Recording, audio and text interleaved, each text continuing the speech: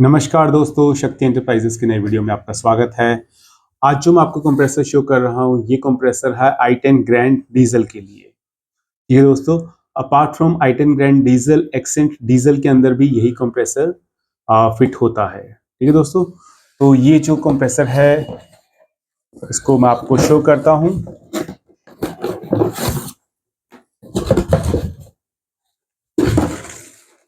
दोस्तों, आप देख सकते हैं इस तरह का ये कंप्रेसर दिखता है।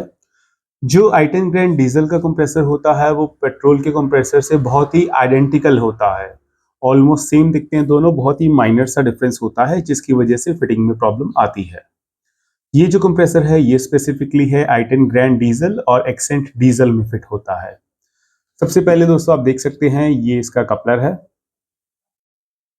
जो कि पावर सप्लाई के लिए यूज होता है। और ये जो आप देख रहे हैं, ये इसकी पुली है, जो अभी रिवॉल्व हो रही है, इस टाइम पे इंगेज्ड नहीं है। ठीक है दोस्तों, और ये जो बाहर की साइड में लगी हुई है, ये इसकी क्लच प्लेट है। और ये जो आप देख रहे हैं, ये बेसिकली इनलेट और आउटलेट है। एक जो है वो आउटपुट का प्रेशर के लिए यूज होता है, और दूसरा जो है उससे इनपुट का या संक्शन का प्रेशर मेंटेन होता है।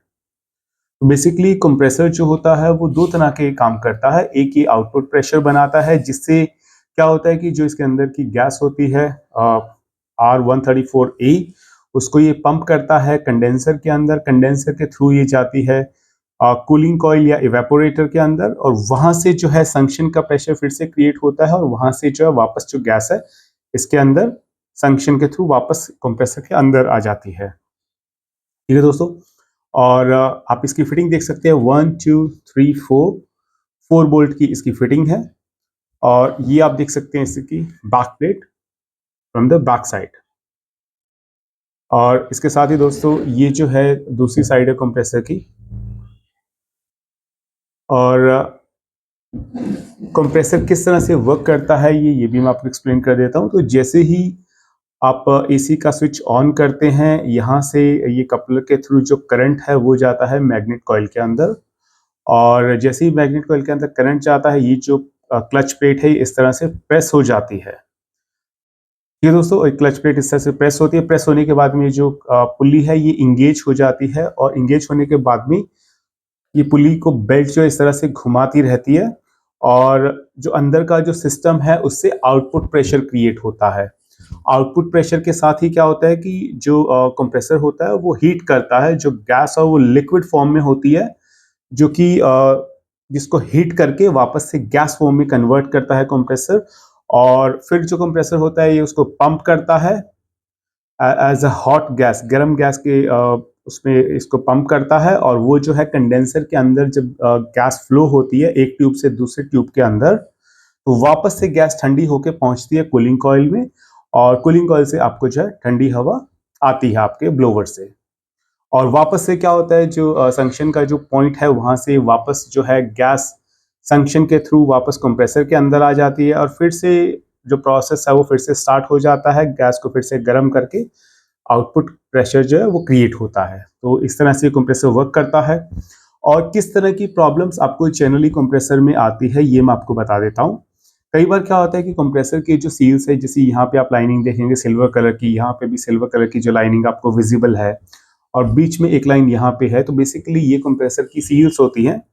कई बार क्या होता है, कंप्रेसर यहाँ से लीक करने लग जाता है, और उस केस में आपको कंप्रेसर चेंज करना होता है। कई केसेस में क्या होता है, जो कंप्रेसर का जो इनपुट और आउटपुट प्रेशर है वो प्रॉपरली नहीं आ रहा होता है, उस केस में भी आप कंप्रेसर चेंज करते हैं। और इसके साथ ही कई बार क्या होता है कि पूरी तरह से सीज हो जाता है, जो कंप्रेसर का जो अंदर वाला सिस्टम है पूरी तरह से सीज हो जाता है। पुली बाहर से रिवॉल्व करती है, बट जब ये इंगेज होता है उस टाइम पे ये नहीं चल रहा होता है, प्रॉपरली वर्क नहीं कर रहा होता है। तो उस सिचुएशन में भी आपको कंप्रेसर को चेंज करना होता है। ठीक है दोस्तों, तो ये सब सिनेरियोज है जहाँ पे आपको कंप्रेसर को चेंज करना होता है। और कुछ एक एडिशनल चीज़ें जो मैं आपको बताना चाहूँगा, जिनकी वजह से भी आपका कंप्रेसर खराब होता है।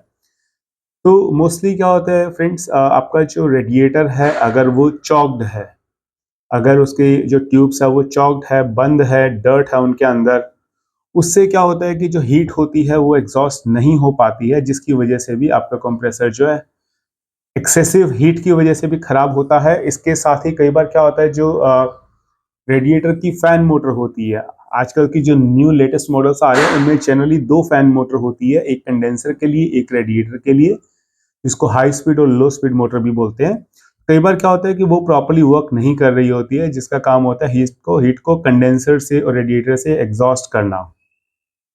तो अगर वो प्रॉपर्ली वर्क नहीं कर रही है, उस केस में भी क्या होता है, एक्सेसिव हीट की वजह से जो कंप्रेसर है वो खराब होता है। तो वो एक अदर रीज़न है। तो जब भी आप अपना कंप्रेसर रिप्लेस करते हैं, आप मेक श्योर कि आप ये चेक करवाएं कि आपके रेडिएटर की फैन मोटर प्रॉपर्ली वर्क कर रही है, या आपका जो रेडिएटर है वो भी क्लीन है, हीट बिल्डअप नहीं हो रही है। ठीक है दोस्तों, तो ये चीज़ें कुछ आप जो है अपने माइंड में रख सकते हैं बिफोर रिप्लेसिंग द कंप्रेसर, ताकि आपका नया कंप्रेसर जो है वो खराब ना हो। अगर आप इसको ऑर्डर करना चाहते हैं फ्रेंड्स, प्रोसेस बहुत ही सिंपल है। आप हमें कॉल कर सकते हैं या फिर आप हमें व्हाट्सएप मैसेज कर सकते हैं।